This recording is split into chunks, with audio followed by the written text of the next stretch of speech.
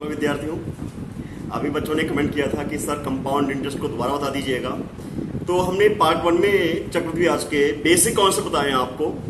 अब इसमें वो क्वेश्चंस जो बहुत अच्छे क्वेश्चंस हैं, जो लगभग एग्जाम में क्वेश्चंस आते हैं, वो क्वेश्चंस हम बताएंगे इस वीडियो में।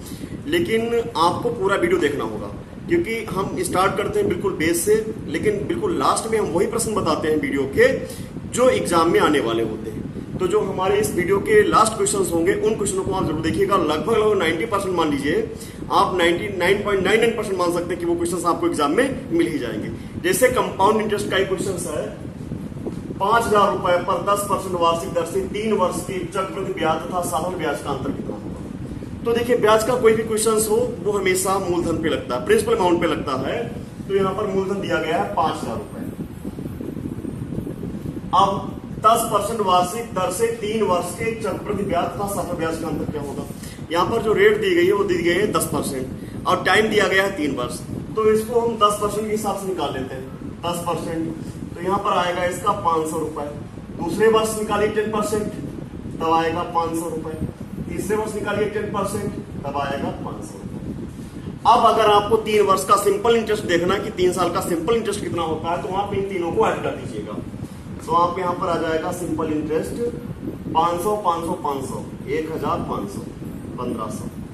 अब कंपाउंड इंटरेस्ट, अब जानिए कि कंपाउंड इंटरेस्ट क्या होता है, कि ब्याज पर भी जो ब्याज अगले साल मूलधन जो होता है, ब्याज जो काम करता है मूलधन का, वो आपका उस ब्याज निकालता है, उसको बोलते हैं कंपाउंड इंटरेस्ट। तो यहाँ पर ध्यान दीजिएगा, अगर इसी पे निकालेंगे 10% तो आपका आएगा 500। अब यहाँ पर एक स्टेप समझना, इस अमाउंट पे अगले वर्ष भी 10% के हिसाब से निकालना, लेकिन इस पर भी ब्याज मिलेगा 10%। तो इसका 10% हो गया 50 और इसका 10% हो गया 500। तो 550 जोड़ दीजिए, या फिर इसका सेकेंड मेथड है कि आप इसी का निकालें 10%। 500 का 10% 50 आएगा, 500 में जोड़ दो, इसी में जोड़ो, 500 में जोड़ो, कितना हो जाएगा 550। अब फिर नेक्स्ट स्टेप में क्या करेंगे, इसी 550 का निकालेंगे 10%, तो आएगा 55 और 55 इसी में ऐड कर दो, 55 ऐड करिएगा तो हो जाएगा 605। अब ध्यान दीजिएगा, पहले वर्ष कंपाउंड मिला 500 रुपए, दूसरे वर्ष कंपाउंड इंटरेस्ट मिला 550 रुपए, तीसरे वर्ष कंपाउंड इंटरेस्ट मिला 605 रुपए। अब इनको आप ऐड करिएगा, 500 550 प्लस 605, देखिए 1016 1655 हो जाएगा। 500 500 1050 इतना 605 1655 हो जाएगा। ये आपका हो गया कंपाउंड इंटरेस्ट। अब दोनों का अंतर देखिएगा, दोनों का अंतर कितना आएगा। आपका सवाल था कि साधारण ब्याज चक्रवृद्धि ब्याज का अंतर कितना होगा, माइनस कर लीजिएगा, तो आपका अंतर आएगा 155 रुपए। तो आपका आंसर हो जाएगा 155 रुपए। तो इस टाइप से आप क्वेश्चंस को सॉल्व करेंगे। अब आप देखिएगा अगला एग्जांपल। हाँ, तो विद्यार्थियों, हमारा अगला प्रश्न है, किसी धन पर 10% वार्षिक दर से 2 वर्ष के चक्रवृद्धि ब्याज तथा साधारण ब्याज का अंतर 65 रुपए है, वह धन कितना है। तो इसके लिए बहुत अच्छी ट्रिक होती है। इसके लिए ट्रिक होती है, मूलधन बराबर compound interest minus simple interest, इसके अपान 100 अपान दर की पावर को। एक चीज ध्यान रखेंगे, एक क्वेश्चन सॉल्व करने के लिए आप ध्यान रखेंगे टाइमिंग वहां पर 2 वर्ष ही होना चाहिए। अच्छा, 3 वर्ष के लिए अलग फार्मूला होता है। तो पहले इस पे देखते हैं, CISI, किसी धन पर 10% वार्षिक दर से 2 वर्ष के लिए चक्रवृद्धि ब्याज व साधारण ब्याज का अंतर 65 रुपए। यहाँ पर 65 रुपए हो गया, चक्रवृद्धि ब्याज साधारण ब्याज का अंतर 65 रुपए। अब 100 अपान दर दी गई है 10%, ये सॉल्व करना है। तो 65 0 कर दो, 10 का स्क्वायर आ जाएगा, 65 गुणे 100 कितना हो जाएगा 6500। ये आपका मूल हो जाएगा, ये आपका हो जाएगा 6500। अब आप देखिएगा अगला एग्जाम्पल। हाँ, तो विद्यार्थियों, अगला प्रश्न है, 5,000 रुपए का 2 वर्ष का चक्रवृद्धि ब्याज था, साधारण ब्याज का अंतर 72 रुपए है, ब्याज की वार्षिक दर कितनी है। आप देखिए, उसी फार्मूले से इस क्वेश्चन को सॉल्व किया जा सकता है। क्या फार्मूला था, इसकी ट्रिक होती है सॉल्व करने की, कि मूलधन बराबर CI माइनस SI 100 अपान दर की पावर 2। ध्यान रखेंगे, ये फार्मूला तब लगा पाएंगे जब वहां पर आपका वर्ष टाइम 2 वर्ष दिया गया। अब लिखा हुआ 5,000 रुपए पर मूलधन इस बार दिया गया है 5,000 रुपए, CISI का अंतर दिया गया है 72 रुपए, 100/10 इस बार ज्ञात करना है पावर। अब आप 5,000/72 100/10 की पावर काटिए, 236 आएगा, 2 से काटिए 2500 आएगा। अब इसको लिखेंगे 50/6 की पावर 2, इधर लिखेंगे 100/10 की पावर 2। अब कंपेयरिंग कर लीजिए, तुलना कर लीजिए, यहाँ पर आ जाएगा 50/6, यहाँ पर आ जाएगा 100/10, इधर भी पावर 2 इधर भी पावर, तुलना कर लिया तो बेस बचेगा 50 से कम 50, 50 गुना 100। अब क्रॉस मल्टीप्लाई करिएगा तो यहाँ से दर आ जाएगा 6 का 2 से मल्टीप्लाई करो 12%, तो आपका आंसर क्या आ जाएगा 12% आंसर आ जाएगा।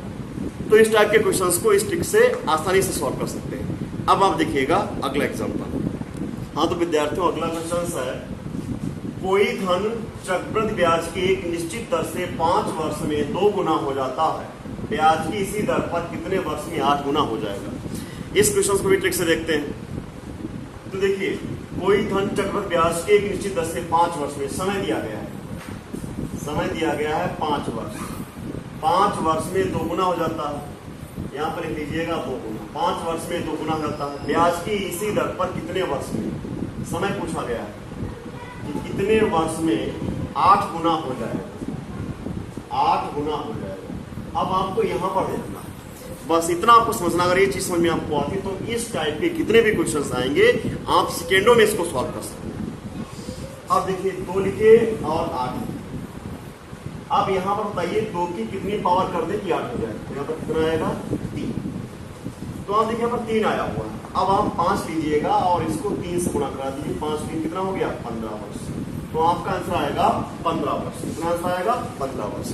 तो इस टाइप के क्वेश्चंस को इस मेथड से बहुत आसानी से सॉल्व कर सकते हैं। अब आप देखिएगा अगला एग्जांपल। हाँ तो विद्यार्थियों हमने बताया था कि वीडियो के लास्ट में जो क्वेश्चंस हम बताएंगे वो बिल्कुल एग्जाम में आने वाला क्वेश्चंस होगा। तो आज की डेट में सबसे अधिक क्वेश्चन इस टाइप के क्वेश्चंस आते हैं। क्या क्वेश्चन है देखिएगा, किसी धन पर 10% वार्षिक दर से 3 वर्ष का चक्रवृद्धि ब्याज 993 रुपए है, साधारण ब्याज कितना होगा। प्रश्न सिंपल है, सोल्यूशन देखिएगा इसका। किसी धन पर 10% वार्षिक दर से, अगर हम यहाँ पर दर की बात करेंगे तो दर हमारा है 10%। इसको थोड़ा सा सिंप्लीफाई कर लेते हैं, 10/100 1/10। अब यहाँ पर ये मानिए कि आपके पास में अगर मूलधन है 10 यूनिट तो उस पर ब्याज मिलेगा आपको 1 यूनिट। अब आपका जो मिश्रधन हो जाएगा वो आपका हो जाएगा 11 यूनिट, 1 वर्ष का। अब अगर इसको दो वर्ष निकालेंगे, तीसरा वर्ष निकालेंगे, दूसरा वर्ष निकालेंगे तो इसको और कर देंगे, 100 हो जाएगा, 121 हो जाएगा। अगर तीसरा वर्ष निकालेंगे तो 1000 हो जाएगा और ये 1331 यूनिट। ये दूसरे वर्ष का, ये तीसरे वर्ष का, ये दूसरे वर्ष का मिश्रधन और तीसरे वर्ष का। अब आप यहाँ पर ध्यान दीजिएगा कि हमारा कोई भी क्वेश्चन जो सॉल्व होता है तो वो क्वेश्चन मूलधन पर सॉल्व होता है। तो यहाँ पर मूलधन 1000 यूनिट, 1000 यूनिट ये हमारा मूलधन। अब यहाँ पर दर है 10% वार्षिक। अगर पहले वर्ष निकालेंगे 10% तो आएगा 100 रुपए, ये आएगा साधारण ब्याज। दूसरे वर्ष 10% के हिसाब से आएगा 100 रुपए साधारण ब्याज। तीसरे वर्ष 10% के हिसाब से साधारण ब्याज आएगा 100। तो आपने देखा कि साधारण ब्याज आपका हो गया 300 यूनिट। अगर 1000 यूनिट है तो 10% के हिसाब से आपका सिंपल इंटरेस्ट होता है 300 यूनिट। अब कंपाउंड पे आ जाइए, तो पहले वर्ष आपका रहेगा 100 यूनिट। आप इसका फिर निकालेंगे 10% तो आएगा 10 जोड़ दीजिए हो जाएगा 110 यूनिट। अब फिर इसका निकालेंगे अगले वर्ष 10% तो आएगा 11 जोड़ दीजिएगा तो हो जाएगा 121। अब आप यहाँ पर ध्यान दीजिएगा, इन तीनों को ऐड करिएगा तो कंपाउंड इंटरेस्ट हो जाएगा 331 यूनिट, 331 यूनिट। यहाँ पर ध्यान दीजिएगा, यहाँ लिखा है चक्रवृद्धि ब्याज 393 रुपए, 993 रुपए और चक्रवृद्धि ब्याज 331। तो इसको कंपेयर करिए, इसको सीधे ऐसे लिखिए कि 331 यूनिट जो है वो आपका 993 रुपए। तो आप यहाँ से 1 यूनिट का मान निकाल सकते हैं। 993 को 331 से भाग 3 बार जाएगा, तो आपने निकाल लिया कि 1 यूनिट का मान आ गया है 3। अब चाहे आप यहां से निकाल लीजिएगा चक्रवृद्धि ब्याज, चाहे आप इस हेल्प से निकाल लीजिएगा साधारण ब्याज।